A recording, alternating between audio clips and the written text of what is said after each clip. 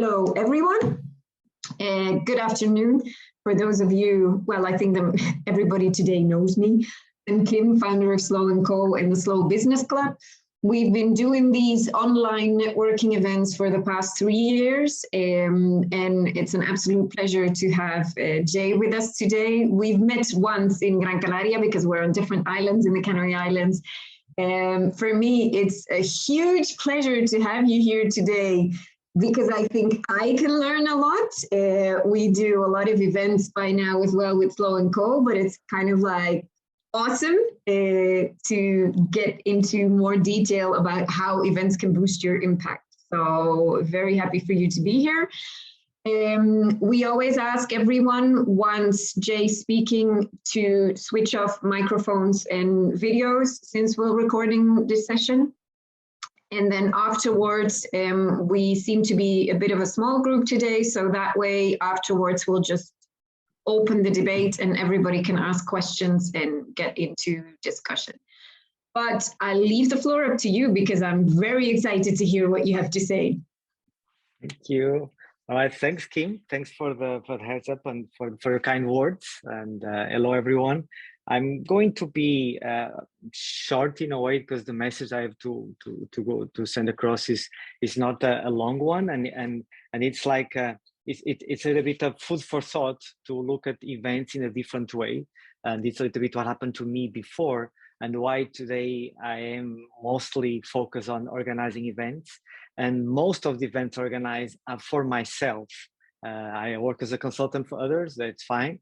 But what I really enjoy is doing my own events because all the benefits and all the things I'm going to talk about events, I mean it, that's why I'm still doing it. So it's like walking the talk in a way, or talking the walk. I think that's the right one. Anyway, so welcome. I'm going to talk about how to boost your impact, but in a way, if your events are more successful, and it depends what you want to do, if your events are more about educating people or if your business is about selling products or whatever makes that more successful. And hopefully we are here talking about impact professionals, then also impact this event. So that's kind of a natural thing to say. It's like, and that's why in the events organized that are for sustainable projects, or like Greenfest, we and others that are on the topic of doing business, it's always like if you have a social business, or even if it's not totally social but it's an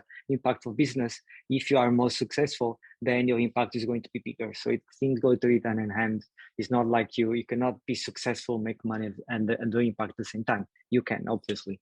Anyway, so talking points today, I'm going to talk about promotion in general, and why events, right? Why I'm so addicted to events in a way. And I think I shared the addiction with someone here in the house, and then a little bit about events, shortly about my journey, and then some myths, if people at the end still think that there's probably not for them, and it's possible it's not for everyone. Of course, there's no one size fits all, but for some of you might think that it's not for you and might still be. All right, so in a way, we all have our businesses, right? We sell products, we sell services. I hate some examples here of people that might be in the crowd, or sell equipment, or you rent an eco-co-living. So I forgot the code there. So just a coincidence, just matching our crowd. But anyway, so everyone has these businesses and services that you want to promote, right? And want to have more impact, and of course, and more results. Like I said, they go hand in hand, and no shame of having a lot of profit if you're also doing a lot of good. At least that's my opinion. Anyway, so anyone that wants to sell, they need to promote themselves, right? So, and the promotions normally go through different channels. And of course, if you're talking more online business or offline business, but even if we are talking about offline business, you still need online promotion. So there's a lot of online promotion nowadays because people are just connected to the phones all the time. And normally we divide the way you can promote your stuff in 3 areas. One is ads, the most obvious one, or at least the one that is older. And also a lot of people still use it and is going to use it more. And there's more sophisticated tools to do ads. Then we have content, and content is, of course, A lot of people here also do that very well. Go on LinkedIn and write stuff, or have a blog, or go on Medium, or have newsletters. So sharing content themselves, or if you have someone working for them, but individually. And then the third one is about collaborations, right? You collaborate with this and that one, or you partner, or you promote there, or you affiliate, or you are commission based, or whatever. Collaborations, okay? Things that connections that allow you to increase and promote your whatever you are doing on your network, right? So the topic today is events, and I'm talking about all these channels.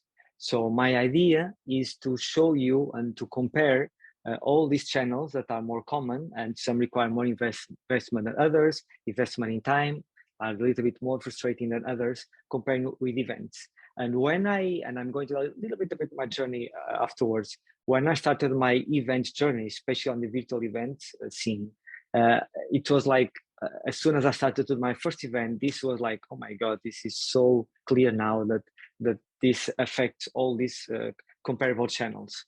So if we look at events, and if you look at ads, what we do when we're doing ads, and let's look at the most common ones, the Facebook ads or Google ads or ads that you do online. What we need to do, we need to invest money, of course. We need to design all the materials, and then we need to do the hardest part, which is to target the right destination, people, like the right audience, the right geography, the right interests. You need to find them, and hopefully they will share some of what you are doing, right? So that creates even bigger buzz, and that makes even stronger, right? So you need to pay for ads, you need to design them, you need to put them and target them properly, and then you need to hope for someone to promote them so that the reach is even higher, right? Now, when you look at an event, you're going to contact X number of people, can be from 5 to 100 to 10 people, that you're going to give them a stage for them to talk. You're going to give them materials for them to promote, and they are going to promote themselves to their audience. And the audience, it resonates, they're going to share with others. So instead of being yourself paying and hoping that you're configuring a machine to target properly your ads, you are giving to the right people, because if they are part of your event, they are the right people, right? And they are the right audience, because otherwise they wouldn't be part of your event, and they're going to promote for you. It's like, so as soon as you start to organize events, you start to feel that you have 10 Facebook ads, 15 Facebook, 20 that start to spread out, and without spending any money, because you can do events for free.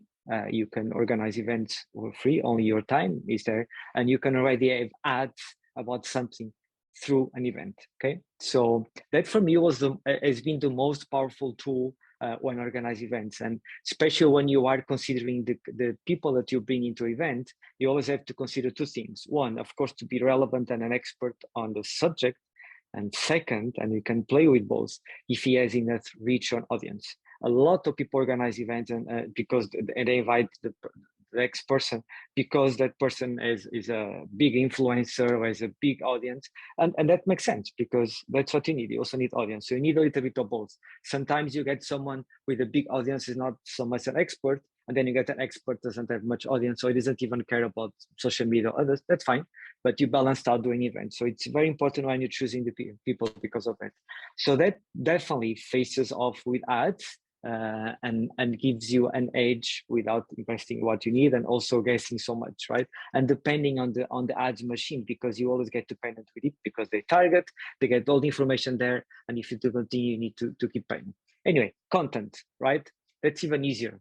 Content, when you create an event, you have a million minutes, hours of videos or text, or whatever you want to do it. The problem after an event is that what to do with so much content, right?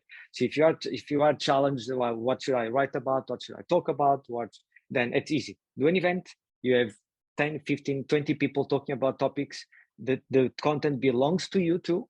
Okay, so that's important. When you do an event, you need to make clear that the content also belongs to you. It can be used for promotion. And then you have content for newsletters, for your posts, for wherever you want to do. All right. The challenge is is to process so much, right? It's not how to find out, which is completely different when you are content creating.